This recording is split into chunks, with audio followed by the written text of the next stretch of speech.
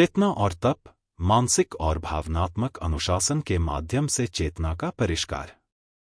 परिचय।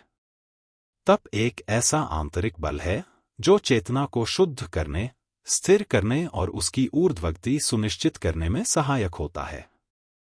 यह केवल शारीरिक कष्ट सहने का नाम नहीं है, बल्कि मानसिक, भावनात्मक और आत्मिक स्तर पर निरंतर अनुशासन, जागरूकता और साधना का जीवन है। तप वह अग्नि है जिसमें मन की चंचलता, अह की अशुद्धियां और वासनाओं की मलिनताएं जलकर नष्ट हो जाती हैं, जिससे चेतना निर्मल, पारदर्शी और प्रकाशमान बनती है। तप की मूल भावना आत्मसंयम और आत्मोन्नति। तप का अर्थ है स्वेच्छा से कठिन मार्ग चुनकर भीतर के विकारों का दमन नहीं, रूपांतरण। यह इच्छाओं का इनकार नहीं, बल्कि उनकी शक्ति को चेतना के उद्देश्यों की ओर मोड़ना है। शारीरिक तप, संयमित आहार, नींद, इंद्रिय निग्रह। मानसिक तप, नकारात्मक विचारों की निगरानी और परिष्कृत चिंतन। भावनात्मक तप, क्रोध, ईर्ष्या, मोह और आसक्ति पर साक्षी भाव। तप वह अभ्यास है जो कहता है, मैं अपनी सीमाओं से परे जाना चाहता हूं, एक उच्चतर जीवन के लिए। चेतना का परिष्कार, तप का उद्देश्य। तप केवल साधना नहीं, बल्कि चेतना की उस अग्नि का प्रज्वलन है, जिसमें कामना करुणा में, क्रोध साहस में, मोह समर्पण में, अहंकार विवेक में बदल जाते हैं। जैसे सोना अग्नि में तपकर शुद्ध होता है, वैसे ही आत्मा तप के माध्यम से अपने वास्तविक स्वरूप को पहचानती है। तप और मानसिक अनुशासन। मानसिक स्तर पर तप का अर्थ है एकाग्रता, व्यर्थ विचारों से मन को मुक्त कर लक्ष्य पर केंद्रित करना। साक्षी भाव, सुख दुख, आलोचना प्रशंसा में संतुलन बनाए रखना। मौन और मौन की चेतना, अनावश्यक वाणी को रोककर भीतर की शक्ति को संचित करना। यह मानसिक तप हमें विचारों की भीड़ से मुक्ति देता है और आत्मचिंतन का मार्ग प्रशस्त करता है। भावनात्मक तप, हृदय की अग्नि। भावनात्मक स्तर पर तप का अर्थ है आवेगों का संतुलन, क्रोध, वासना, भय आदि को बिना दबाए देखना और रूपांतरित करना। दूसरों को क्षमा करना और स्वयं को स्वीकारना। प्रेम और करुणा में स्थिर रहना, भले ही परिस्थितियां अनुकूल न हों। भावनात्मक तप व्यक्ति को परिपक्व बनाता है, जिससे चेतना तुकों में नहीं, तरंगों में सोचती है।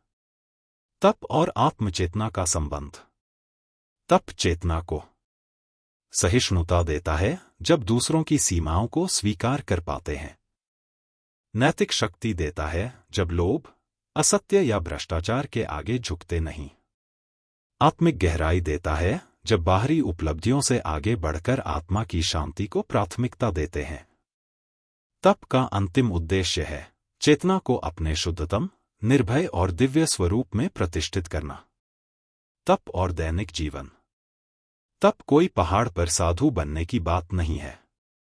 यह तो है हर दिन के कार्यों को सजगता से करना, कठिन परिस्थितियों में भी शांति और विनम्रता बनाए रखना, लोभ, दिखावा, विलासिता और भीड़ की मानसिकता से ऊपर उठना। जब व्यक्ति अपने भीतर की कमजोरियों को पराजित करना शुरू करता है, तभी सच्चा तप शुरू होता है। तप और चेतना की ऊर्ध्वगति। तप वह रथ है जो चेतना को आलस्य से सक्रियता की ओर, प्रतिक्रिया से उत्तरदायित्व की ओर, आत्मसंकोच से आत्मविकास की ओर ले जाता है। तप सहन नहीं, सहजता है।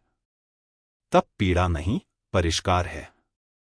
तप त्याग नहीं, तपस्या में रस है। सारांश, चेतना और तप, आत्मविजय की यात्रा। जब तक व्यक्ति बाहर की चुनौतियों से लड़ता है, वह योद्धा है। जब वह भीतर की कमजोरियों से जूझता है, वह तपस्वी बनता है। तप वह सीढ़ी है जो चेतना को क्षुद्र इच्छाओं, लोभ, मोह और भय की तलों से उठाकर विराट धैर्य, आत्मिक स्थिरता और दिव्यता की ऊंचाइयों तक ले जाती है।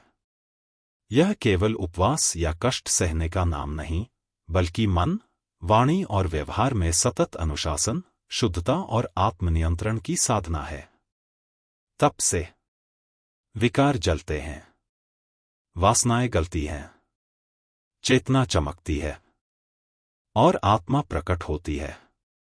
तप ही वह अग्नि है जो व्यक्ति को लौह से सोना और फिर सोने से दिव्य प्रकाश में परिवर्तित करती है। जो तप करता है वह केवल अपने को नहीं बदलता, वह चेतना के क्षेत्र में प्रकाश का एक नया केंद्र बन जाता है। अतः चेतना और तप का संबंध अत्यंत घनिष्ठ है।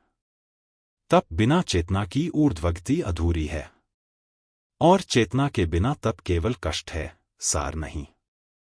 तप के बिना आत्मविजय संभव नहीं और आत्मविजय के बिना चेतना का पूर्ण उत्कर्ष अधूरा है।